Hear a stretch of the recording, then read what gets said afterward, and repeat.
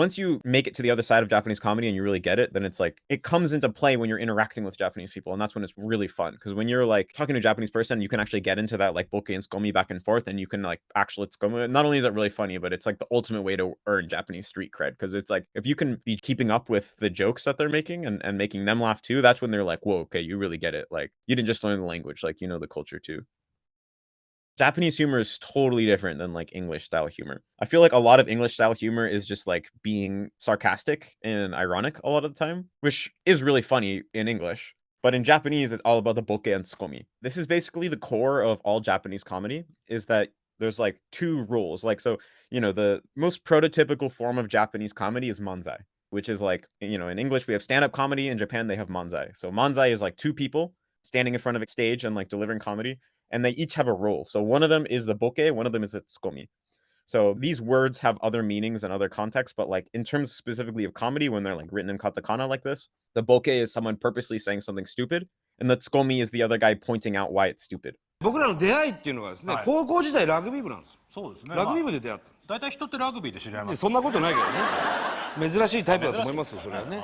Sometimes the boke itself is what's funny, and sometimes the tsukomi itself is what's funny. Sometimes it can be both, sometimes it's one or the other. まあラグビーって言ったらね、ラグビーボール、はいはい楕円形のありますねラグビーボールですけど、まああれ取り扱いがなかなか難しいです。パスしてもね、こうやってね。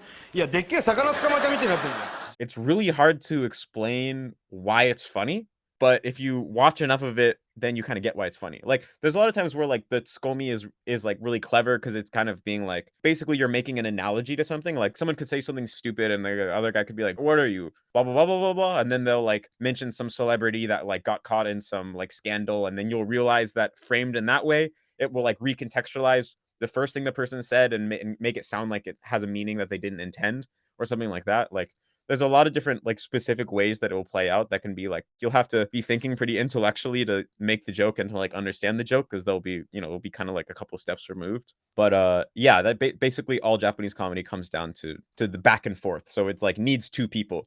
And a lot of times if you say a boke, if someone doesn't tsukomu you, even if it was a funny boke, if the other person didn't get it and didn't do the tsukomi, then it just kind of falls flat. But they need to like do the tsukomi. So a lot of times you like, I will say boke to my girlfriend for her to do the tsukomi, and most of the time she will. And if every once in a while, if it like she didn't get it because my boke was bad or she wasn't really paying attention, then it'll just fall flat, and then I'll have to be like, why didn't you tsukomi me? And then sometimes the why didn't you tsukomi me itself is a tsukomi, and then it can kind of help you from bombing awkwardly, which is actually a really good hack. You can just be like, tsukondeo, nande tsukomanai no?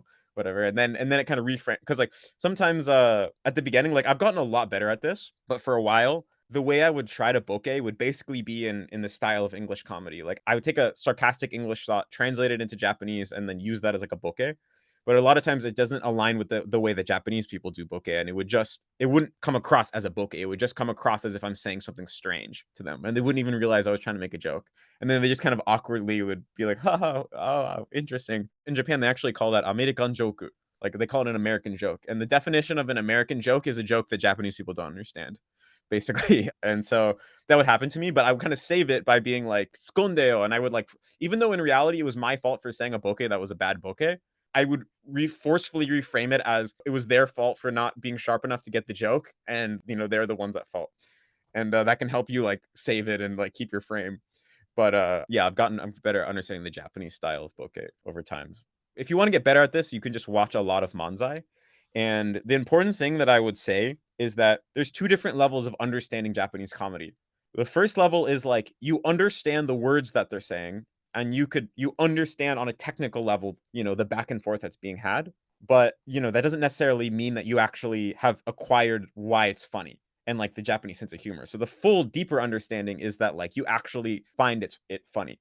Yeah, it's hard to describe why this happens, but I remember being at the first stage and being like, I can watch manzai, I'd be like, I know what they're saying. I could translate the whole thing, and I just don't think it's funny because Japanese people just aren't that funny. That's like what I thought. But if you just keep watching it over a while, your sense of humor becomes more Japanese. And even though you understood it before, you just start to find it funny. And you can't explain why. It's just like your sense of what's funny just shifts. I think it has something to do with the fact that like a lot of the way that humor works is like breaking your expectations in very specific ways, right? It's like if you could completely predict what the person was going to say, it's never funny, right? Like you can predict the punchline before it happens, it's not funny. Also, if it's completely out of left field and just makes, no sense, it's just completely random, it's also not funny. It just feels arbitrary and, meaningless.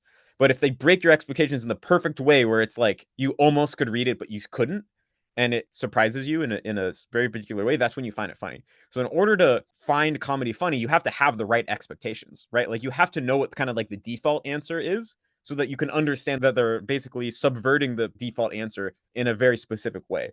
And so basically, in order to find Japanese comedy funny, you have to know like what the default answer would be in any Japanese conversation or any Japanese kind of like you have to guess what the punchline that people would guess would be, so that then when they say something that's actually the next level beyond that, you get the actual like emotional effect. And basically, you just have to do that by watching lots of comedy. So like if you've tried Japanese comedy and you're in that phase of like, I understand it, I just don't think it's funny, then basically I would encourage you to just keep watching comedy more until you get it. Yeah, once you make it to the other side of Japanese comedy and you really get it, then it's like it's really fun. Especially like for me, it's like I still don't love to just sit and watch Japanese comedy like manzai all the time, but it comes into play when you're interacting with Japanese people, and that's when it's really fun. Because when you're, like, talking to a Japanese person, you can actually get into that, like, boke and tsukomi back and forth, and you can, like, actually tsukomi not only is it really funny, but it's, like, the ultimate way to earn Japanese street cred. Because it's, like, if you can be keeping up with the jokes that they're making and making them laugh too, that's when they're like, "Whoa, okay, you really get it." Like, you didn't just learn the language, like, you know the culture too. Because there's kind of, like, a formula for how to be funny in Japanese, once you kinda get the formula, it's easy to be funny and to, like, vibe with Japanese people in that way. And there's a lot of times in Japanese where you can make a joke that's really funny in Japanese that you just couldn't make the joke in English. This happened to me the other day where, like, when me and my girlfriend were heading back to Japan, we were at the airport and we were waiting to go through security. There's all the different sections, like you get in line to go through the security where you like put all your stuff on the conveyor belt and they x-ray it and everything. And we were waiting on one line and the one next to us, like they had like a conveyor belt thingy, but it was like closed off. And then they like opened it up and they said, "Hey guys, we're opening up this one. So half of you come over here." And everyone went over to that one, right? Because you could tell in their head, they're like, "Oh, if I go to that one, then I'm gonna not have to wait as long." But because everyone thought in the exact same way, everyone went to that one, and then we actually ended up being one of the, getting to skip the whole line because we didn't move because everyone else moved. And I said, I don't really think about it that much, but I just kind of said like "ningen te wakariyasu," and that was like a tsukomi in Japanese. That was really funny, I think. Like I made my girlfriend laugh. But you couldn't make that joke in English. Like basically, literally, what I said is like, "Wow, humans are so predictable." And that's not even a joke in English, it's just a statement. But because of the phrasing in Japanese, it was phrased as a tsukomi. Like, all the people moving was the boke, and I said the tsukomi, and it's really funny in Japanese. And if you get it, then you get it, but, have you haven't, like, acquired Japanese humor, it's pretty much impossible to explain why it's funny, but it was really funny.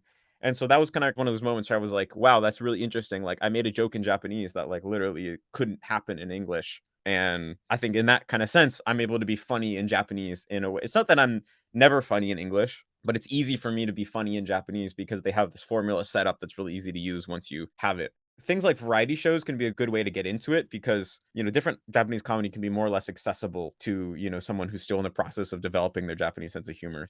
The show Suyobi no Downtown is probably the best way to get into Japanese comedy because it's really funny, even probably to people that don't even know Japanese. Like, there's a lot of episodes where you could just put English subtitles on it and still be funny. ありがとうございました。あとたさえ合っていれば間は何でもいける説を検証。すいません急によろしくすいませんありがとうございましたありがとうございました One of the things that's interesting about Japanese comedy, this is like I think such a Japanese thing, is that they literally turn it into like a sport, like a competitive competition. Like in the US, comedy is just not a competitive thing. But in Japan, it's literally a competition where every year they have what they call a Grand Prix. It's called M1 for like Manzai 1, I guess. And basically all the Manzai groups from all across Japan go through a Oh yeah, that's a good point, Oliver, that they are roast battles. That's actually a really good point. That's probably the closest that like we get. But basically, yeah, there's like a competition where there's literally a panel of judges and they go up in front of a crowd and do their manzai, and all the judges like give them a score out of 10 and like rate how funny they were, and then they pick a winner, and every year there's one winner. And then they are guaranteed to get really famous and be on TV all the time in Japan. So this has been going on for like around 20 years or something. So that means there's like 20 people that have won this competition every year, this manzai competition, and all of them are super famous and all Japanese people know them. So on Japanese Netflix, they have like all the past M1 competitions where you can watch the whole competition. It's like 2 or 3 hours long, including like the winner winning. And so it's been on my list to go and watch that whole thing. Like I kind of feel like if you just went and like watched all the past M1s, that alone would kind of give you 80% of the 80/20 on like Japanese comedy. Like you would know all the most famous manzai duos, and you'd obviously learn a lot of you'd acquire a lot of like manzai sensibilities and like humor in the process. And there's also other forms of Japanese comedy like konto, which is kind of like skits, and there's also like a konto competition, and those can be pretty funny, probably a little more accessible than the manzai since they're like acting things out and using props and stuff. Manzai is like pure spoken comedy only, so you're not allowed to use any props or anything like that, and that's like kind of considered part of the art form, but it also makes it less comprehensible. Is there much overlap between the kind of comedy, the quintessential comedy in the manzai and the funny anime? Like I really like Gintama and Mob Psycho 100. Like is that the same kind of thing or is that a different style of humor? I mean, I think fundamentally it is the same because ultimately those like in Gintama, it's still Boken Tsukomi. Like what's the name of the main character again? It's Gintoki. Oh yeah, Gintoki. So And he's generally the Shinpachi is Boke. yeah.